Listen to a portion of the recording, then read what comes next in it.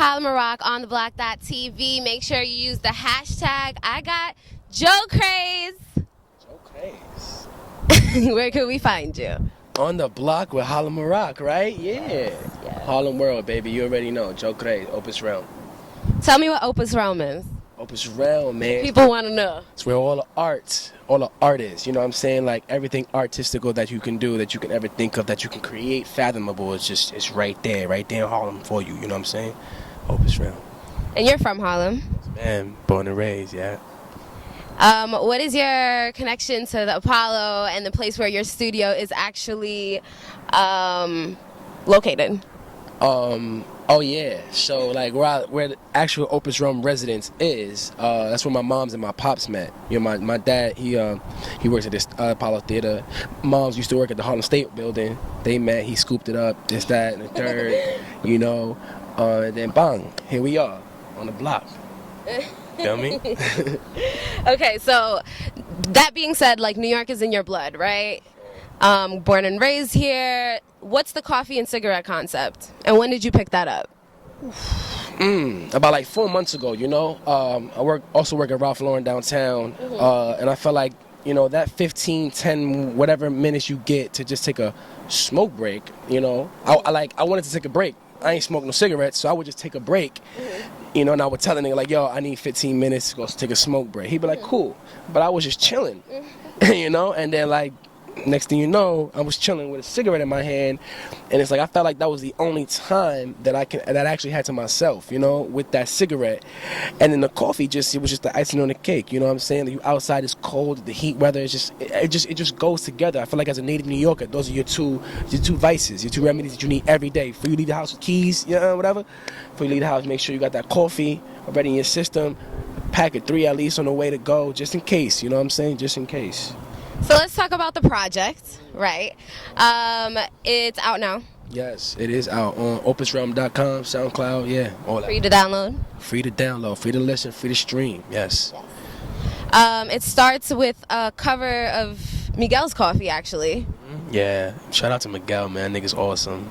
And then it goes to a bunch of cool vibes that you actually once explained to me. One as you make riding music, and then you make...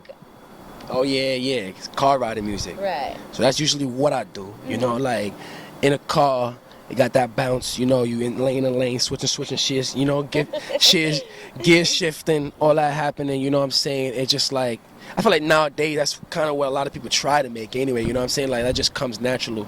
But this one is not that though. You know, This is actually you know, just before you even get in the car. You know what I'm saying? Or like, remember in the city, like we don't drive cars, you know? Also about public transportation, trains, buses, whatever, cabs. So you it's like music that's getting you prepared for Monday morning, you know?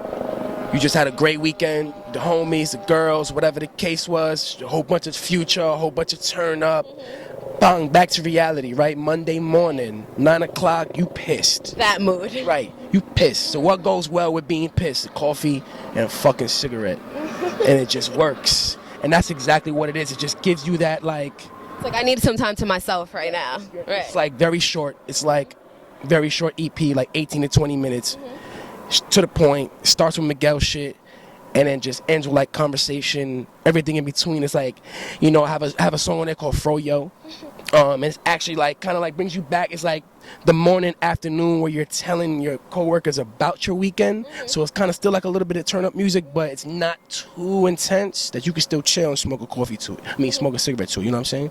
Yeah, so that. So those are a lot of moments that you just, like we said, you need time to yourself, right? And you actually produce by yourself. You make your music yourself. You write yourself.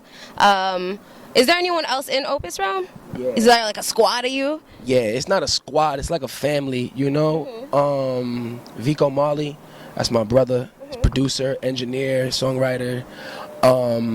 Lucid Dreams also, he helps me write a lot of shit, you know what I'm saying? Like, and not like physically, like just like writing and giving it to me. Like he's just there, you know. And he's just such a cool, interesting person, you know. Keeps you inspired. Yeah, like I don't know about inspiration, you know. It's hard to inspire, but like as far as just like support, and just being like a cool person around and interesting. And he's just very intriguing. You know what I'm saying? Shit just comes out his mouth. Pause. It's just like crazy. You just got to write about it. You know what I'm saying? So shit like that.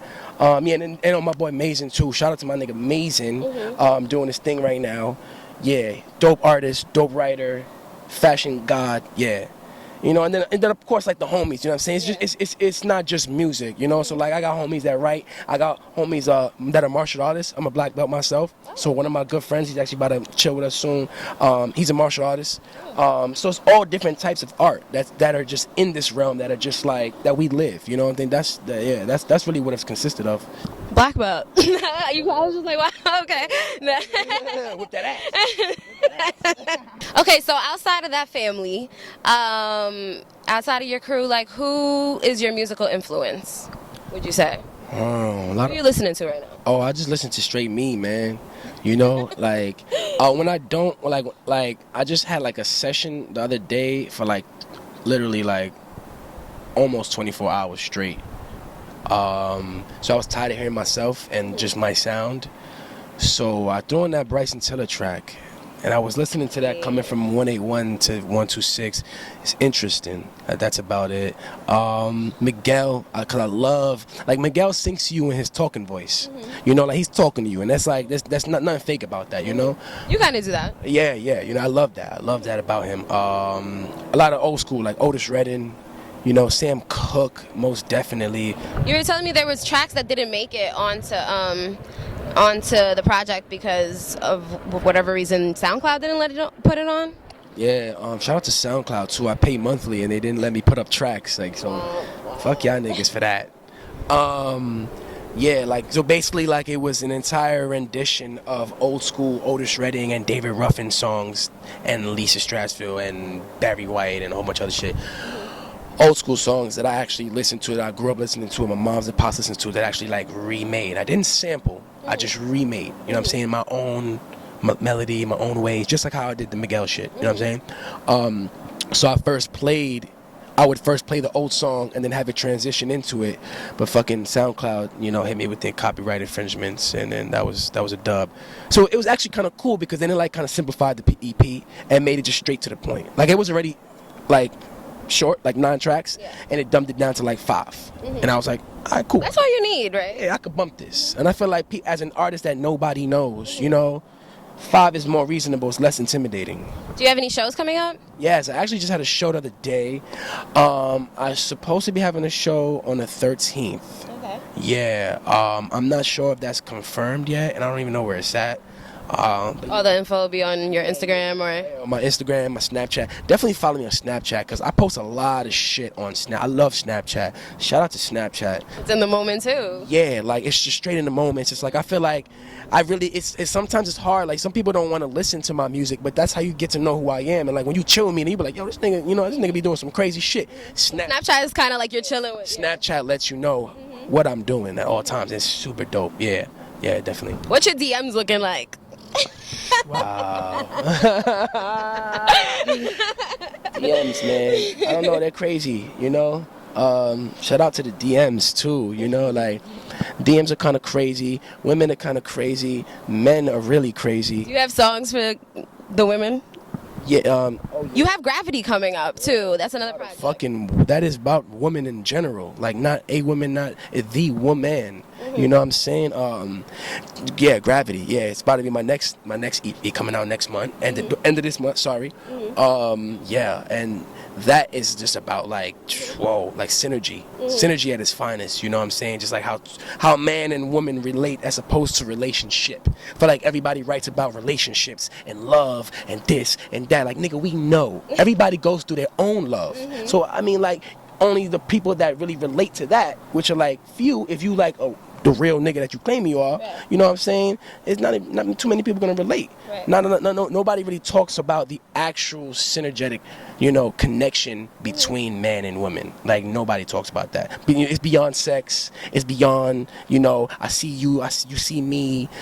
No, beyond that. It's beyond that. Yeah.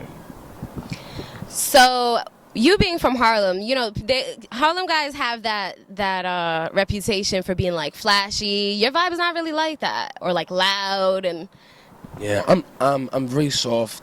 Like my voice is soft, and yeah.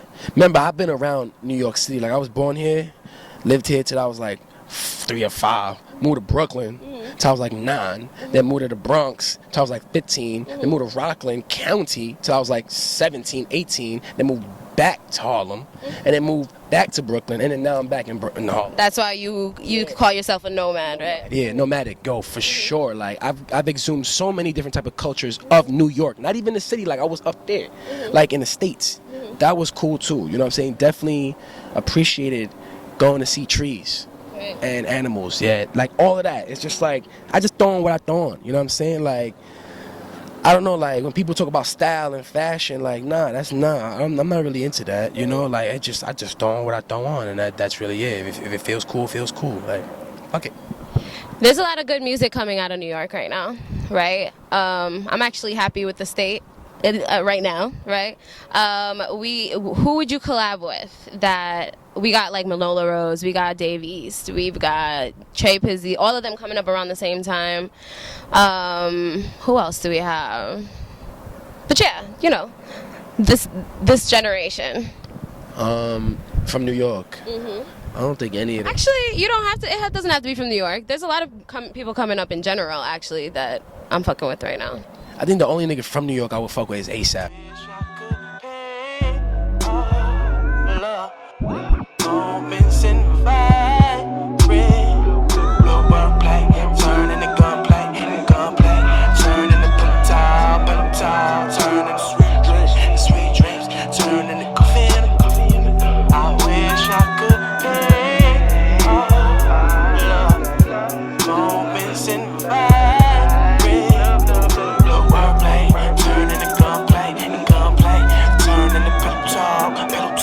Turn to sweet drink, turn into coffee in the morning.